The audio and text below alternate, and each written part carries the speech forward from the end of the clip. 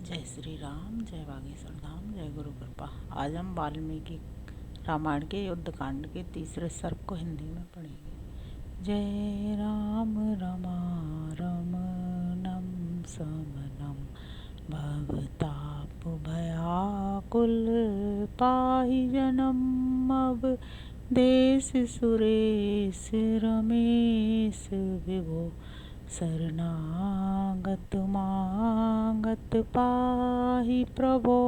जय राम रमारमणं समनम। जय श्री राम। तीसरा सर्ग युद्धकांड का हिंदी में।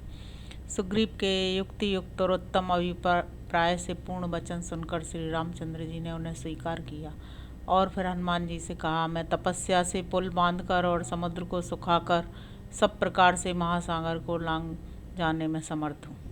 वानरवीर, तुम मुझे यह तो बताओ कि उस दुर्गम लंकापुरी के कितने दुर्ग हैं। मैं देखे हुए के समान उसका सारा विवरण स्पष्ट रूप से जानना चाहता हूँ। तुमने रावण की सेना का परिमाण, पुरी के दरवाजों को दुर्गम बनाने के साधन, लंका की रक्षा के उपाय तथा राक्षसों के भवन, इन सबको सुखपूर्वक यथावत रूप से वहाँ देखा है। अतः इन सबका ठीक ठाक वर्णन करो, क्योंकि तुम सब प्रकार से कुशल हो। श्री रघुनाथ जी का यह वचन सुनकर वाणी के मर्म को समझने वाले विद्वानों में श्रेष्ठ पवन कुमार हनुमान ने श्री राम से फिर कहा, भगवान सुनिए, मैं सब बातें बता रहा हूँ। लंका के दुर्ग किस विधि से बने हैं, किस प्रकार लंकापुरी की रक्षा की व्यवस्था की गई है, किस तरह वह सेनाओं से सुरक्षित है, रावण के तेज से प्रभावित हो राक्षस उसके प्रति कैसा स्नेह रखते हैं, लंका की समृद्धि कितनी उत्तम है, समुद्र कितना भयंकर है, पैदल सैनिकों का विभाग करके वहाँ कहाँ कितने सैनिक रखे गए हैं और वहाँ के वाहनों की कितनी संख्या है, इन सब बातों का मैं वर्णन करूँगा। ऐसा कहकर कपिश्रेष्ठ हनुमान ने वहाँ की बातों को ठीक ठीक बताना आरंभ किया। प्रभु, लंकापुरी हर्ष और आमोद प्रमोद से पूर्ण है।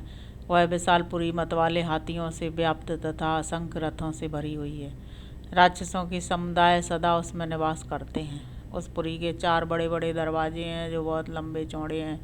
उनमें बहुत मजबूत किवाड़ लगे हैं और मोटी मोटी अर्गलाएँ हैं।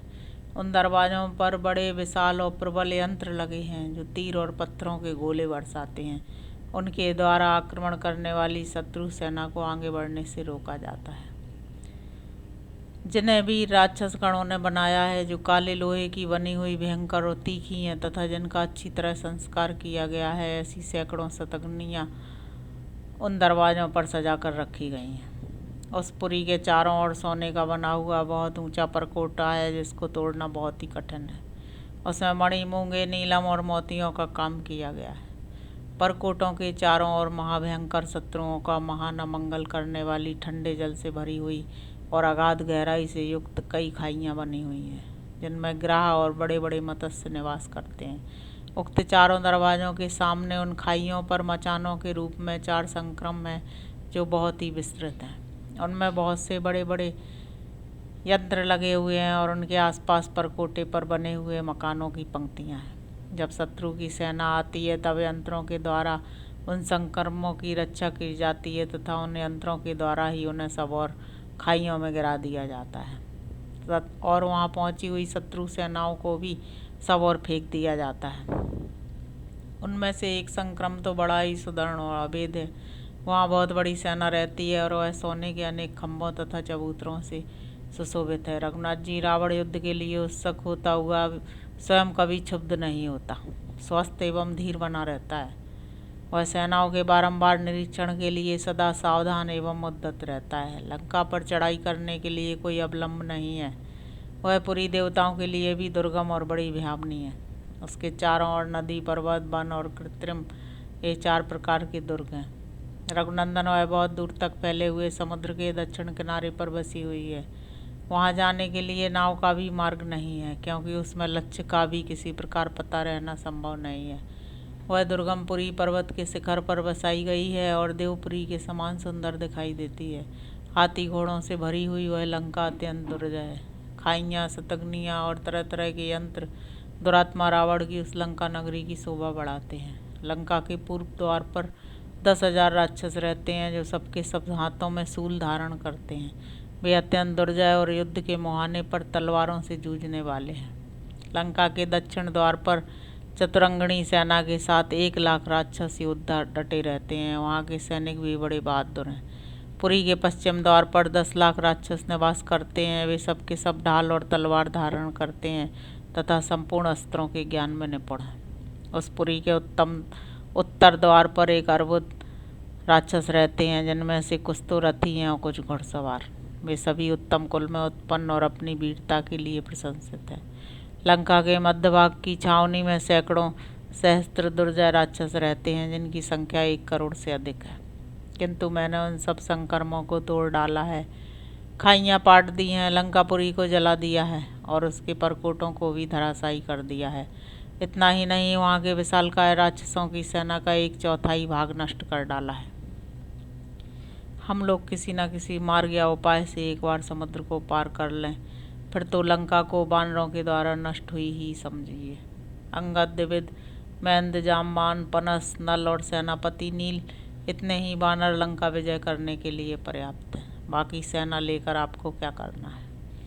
रघुनंदन ने अंगद आदि वीर आकाश में उछलते कूदते हुए रावण की महापुरी लंका में पहुंचकर उसे पर्वत, वन, खाई, दरवाजे, परकोटे और मकानों सहित नष्ट करके सीता जी को यहाँ ले आएंगे।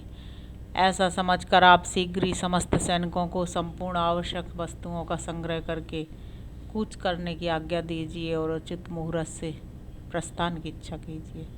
इस प्रकार श्री वाल्मीकि निर्मित 8 रामायण आदि काव्य के युद्धकांड में 3रा सर्ग पूरा हुआ।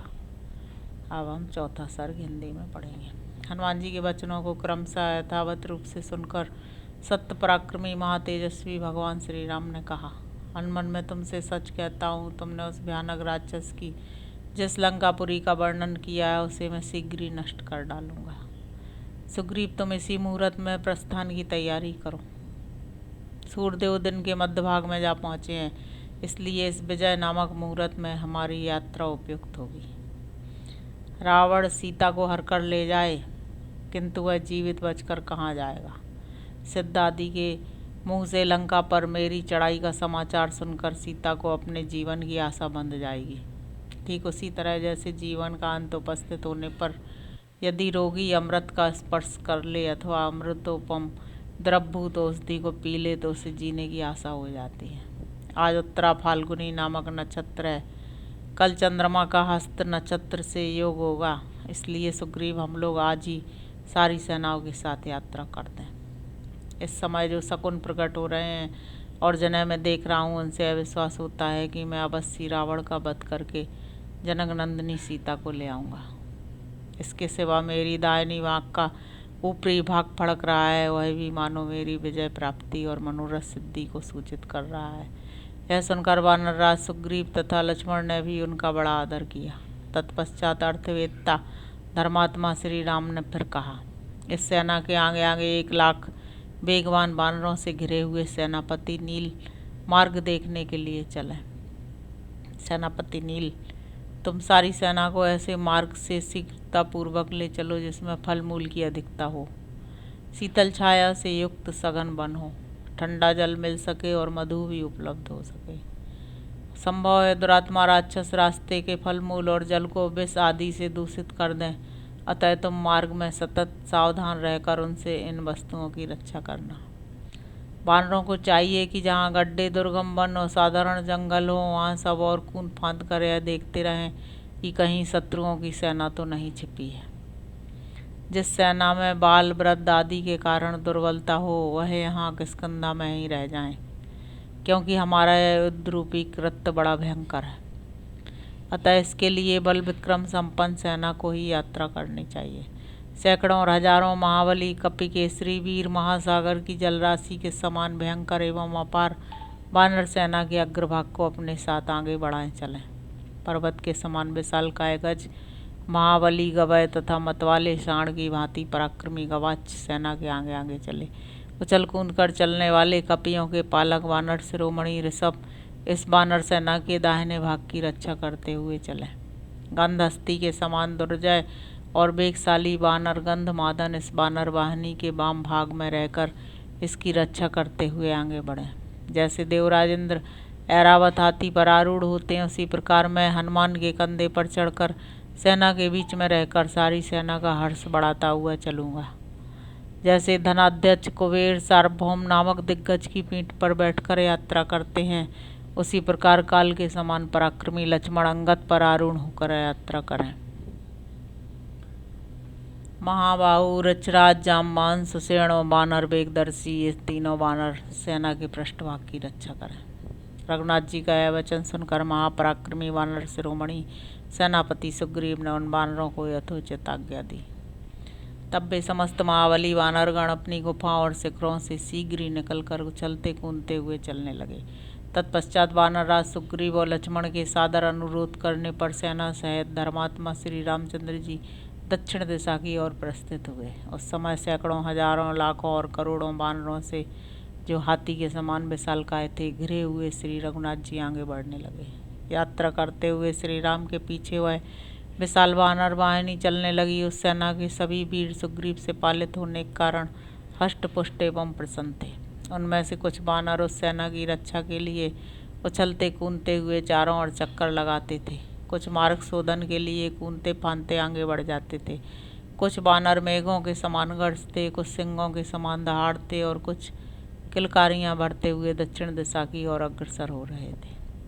वे सुगंधित मधु पीते और मीठे फल खाते हुए मंजरी पुंज धारण करने वाले विशाल वृक्षों को उखाड़ कर कंधों पर लिए चल रहे थे। कुछ मतवाले वानर विनोद के लिए एक दूसरे को ढो रहे थे, कोई अपने ऊपर चढ़े हुए वानर को झटक कर दूर फेंक देते थे, कोई चलते चलते ऊपर को चल पड़ते थे और दूसरे वानर दूसरों को ऊपर से धक्के देकर नीचे गिरा देते थे। श्री रघुनाथ जी के समीप चलते हुए वानर यह कहते हुए गर्जना करते थे कि हमें रावण को मार डालना चाहिए, समस्त निशाचरों को अभी संहार कर देना चाहिए। सबसे आगे ऋषभ, नील और वीर, कुमुद ये बहुसंख्यक वानरों के साथ रास्ता ठीक करते जाते थे।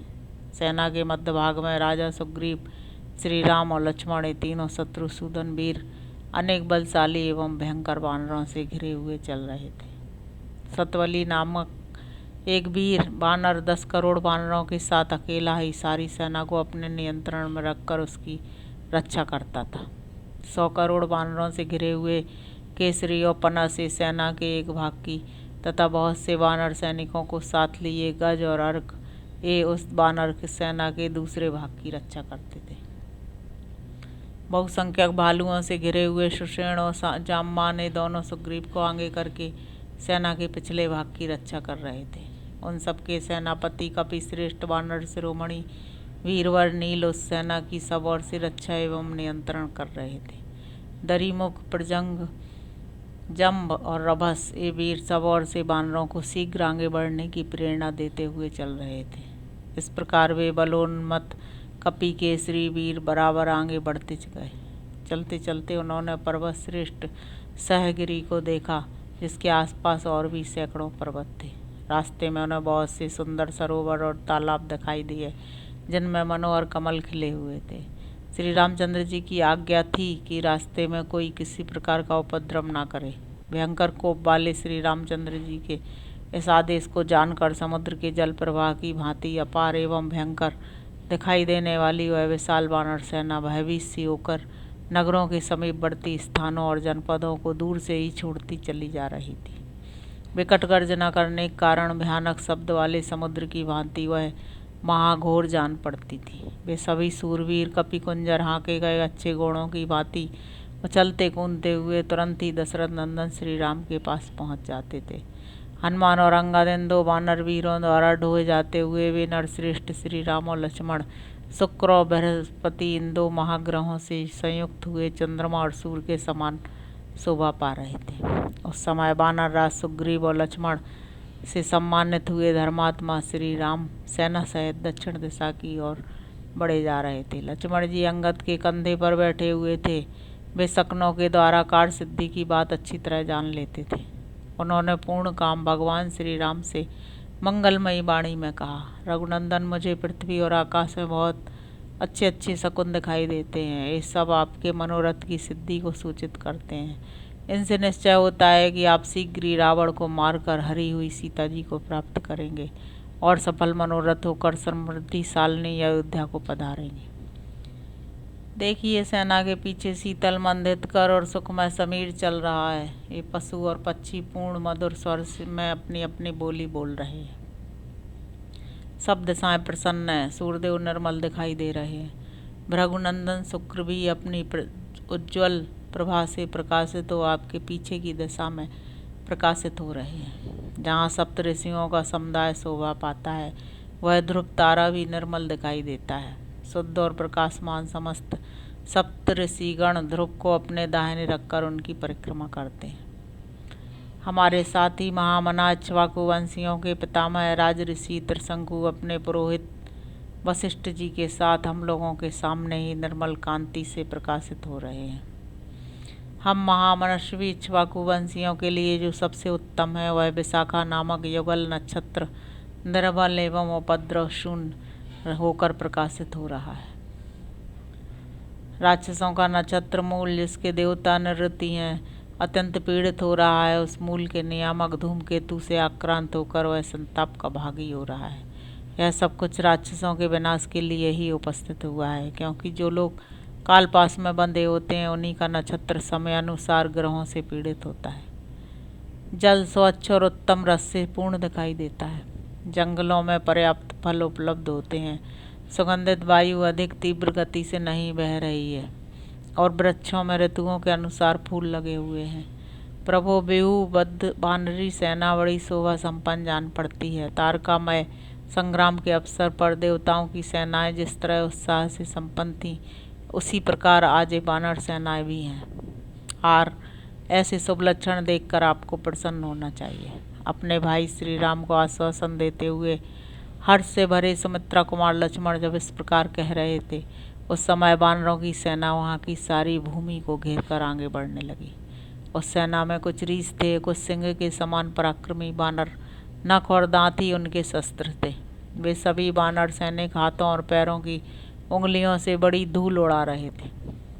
उनकी उड़ाई हुई उस भयंकर धूल ने सूर्य की प्रभा को ढककर संपूर्ण जगत को छिपा सा दिया। वह भयानक वानर सेना पर्वत, वन और आकाश सहित दक्षिण दिशा को आच्छादित सी करती हुई उसी तरह आगे बढ़ रही थी जैसे मेघों की घटा आकाश को ढककर अग्रसर होती है। वह वानरी सेना जब किसी नदी को पार करती थी, उस समय लगातार कई योजनों तक उसकी समस्त धाराएं उल्टी बहने लगती थीं। वह विशाल सेना निर्मल जल वाले सरोवर, वृक्षों से ढके हुए पर्वत, भूमि के समतल प्रदेश और फलों से भरे हुए वन, इन सभी स्थानों के मध्य में इधर उधर तथा ऊपर नीचे सब ओर की सारी भूमि को घेर कर चल रही थी। उस सेना के सभी वानर प्रसन्न मुख तथा वायु के समान वेग वाले थे।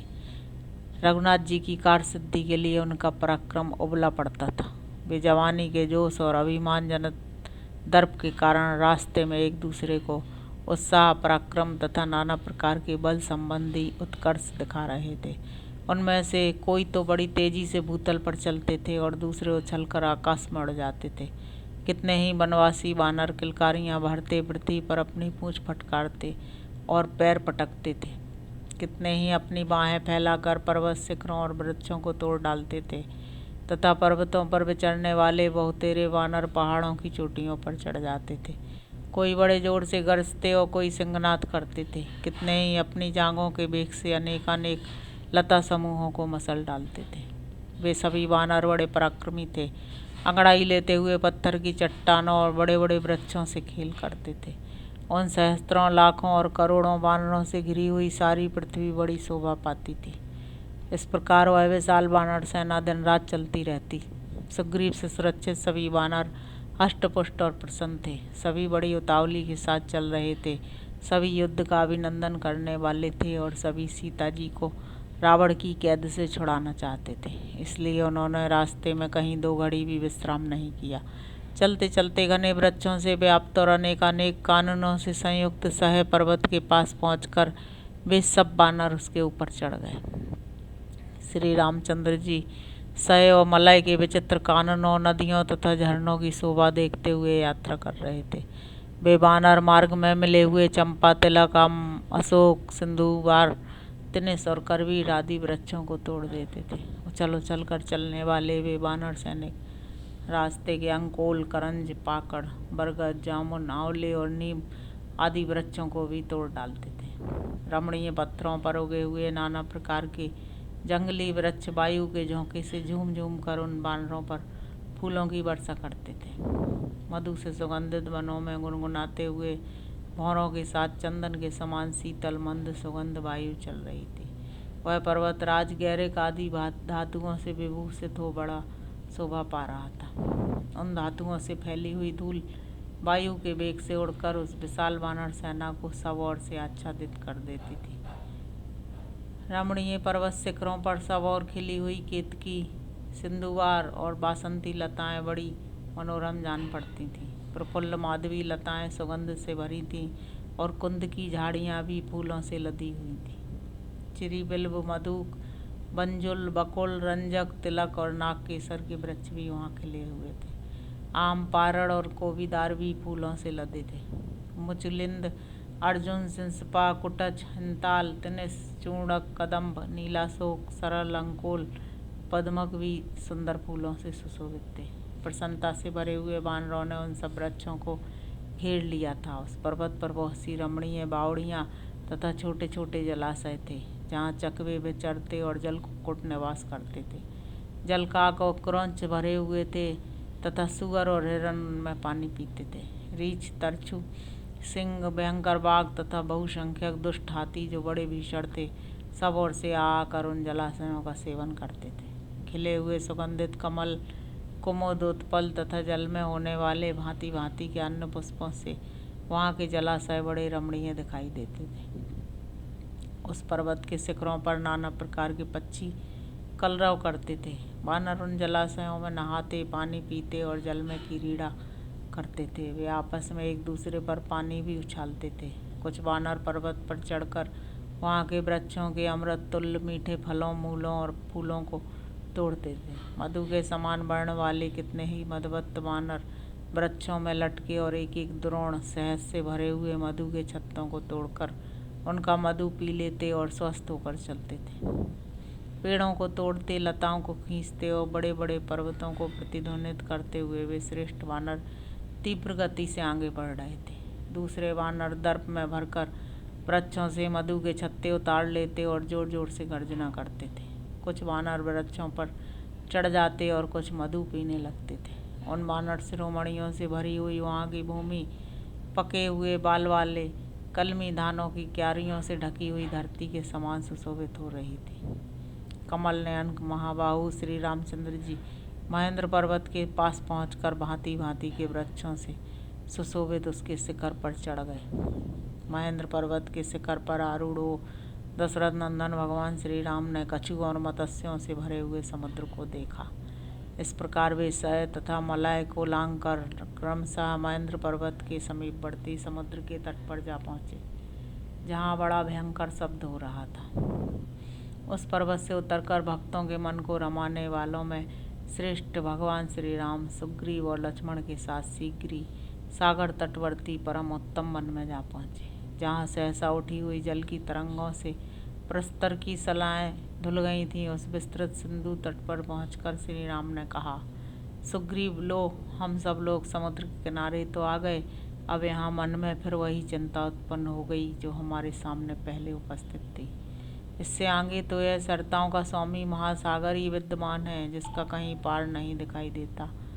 अब बिना किसी समुचित उपाय के सागर को पार करना असंभव है। इसलिए यहीं सेना का पड़ाव पड़ जाए और हम लोग यहाँ बैठकर यह विचार आरंभ करें कि किस प्रकार यह वानर सेना समुद्र के उस पार तक पहुँच सकती है। इस प्रकार सीताहरण के शोक से दुर्बल हुए महाबाहु श्री राम ने समुद्र के किनारे पहुंचकर उस समय सारी सेना को वहां ठहरने की आज्ञा दी। वे बोले, कपि श्रेष्ठ, समस्त सेनाओं को समुद्र के तट पर ठहराया जाए। अब यहाँ हमारे लिए समुद्र लंघन के उपाय पर विचार करने का अवसर प्राप्त हुआ है। इस समय कोई भी सेनापति किसी भी कारण से अपनी अपनी सेना को छोड़कर कहीं अन्यत्र ना जाए। समस्त सूरवीर वानर सेना की रक्षा के लिए यथास्थान चले जाएं। सबको यह जान लेना चाहिए कि हम लोगों पर राक्षसों की माया से गुप्त भय आ सकता है। श्री रामचंद्र जी का यह वचन सुनकर लक्ष्मण सहित सुग्रीव ने वृक्षावलियों से सुशोभित सागर तट पर सेना को ठहरा दिया। समुद्र के पास ठहरी हुई वह विशाल वानर सेना मधु के समान पिंगल वर्ण के जल से भरे हुए दूसरे सागर की सी शोभा धारण करती थी। सागर तटवर्ती वन में पहुंचकर वे सभी श्रेष्ठ वानर समुद्र के उस पार जाने की अभिलाषा मन में लिए वहीं ठहर गए। वहां डेरा डालते हुए उन श्री राम आदि की सेनाओं के संचरण से जो महान कोलाहल हुआ, वह महासागर की गंभीर गर्जना को भी दबाकर सुनाई देने लगा। सुग्रीव द्वारा सुरक्षित वह वानरों की विशाल सेना श्री रामचंद्र जी के कार्य साधन में तत्पर हो रीछ, लंगूर और वानरों के भेद से 3 भागों में विभक्त होकर ठहर गई। महासागर के तट पर पहुंचकर वह वानर सेना वायु के वेग से कंपित हुए समुद्र की शोभा देखती हुई बड़े हर्ष का अनुभव करती थी, जिसका दूसरा तट बहुत दूर था और बीच में कोई आश्रय नहीं था तथा जिसमें राक्षसों के समुदाय निवास करते थे। उस वरुणालय समुद्र को देखते हुए वे वानर यूथपति उसके तट पर बैठे रहे। क्रोध में भरे हुए नाकों के कारण समुद्र बड़ा भयंकर दिखाई देता था। दिन के अंत और रात के आरंभ में प्रदोष के समय चंद्रोदय होने पर उसमें ज्वार आ गया था। उस समय वह फैन समूहों के कारण हंसता और उत्ताल तरंगों के कारण नाचता सा प्रतीत होता था। चंद्रमा के प्रतिबिंबों से भरा सा जान पड़ता था। प्रचंड वायु के समान वेगशाली बड़े बड़े ग्राहों से और तिमी नामक महामत्स्यों को भी निगल जाने वाले महाभयंकर जल जंतुओं से व्याप्त दिखाई देता था।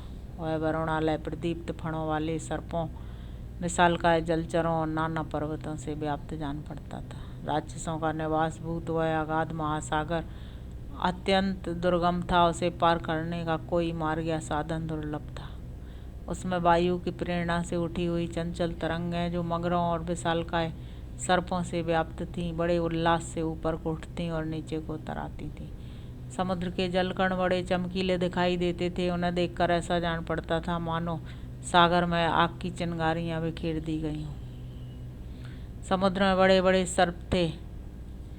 समुद्र देवद्रोही दैत्यों और राक्षसों का आवास स्थान था। दोनों ही देखने में भयंकर और पाताल के समान गंभीर थे। इस प्रकार समुद्र आकाश के समान और आकाश समुद्र के समान जान पड़ता था। समुद्र और आकाश में कोई अंतर नहीं दिखाई देता था। जल आकाश से मिला हुआ था और आकाश जल से। आकाश में तारे चिटके हुए थे और समुद्र में मोती, इसलिए दोनों एक से दिखाई देते थे। आकाश में मेघों की घटा गिराई थी और समुद्र तरंगमालाओं से व्याप्त हो रहा था। अतः समुद्र और आकाश दोनों में कोई अंतर नहीं रह गया था।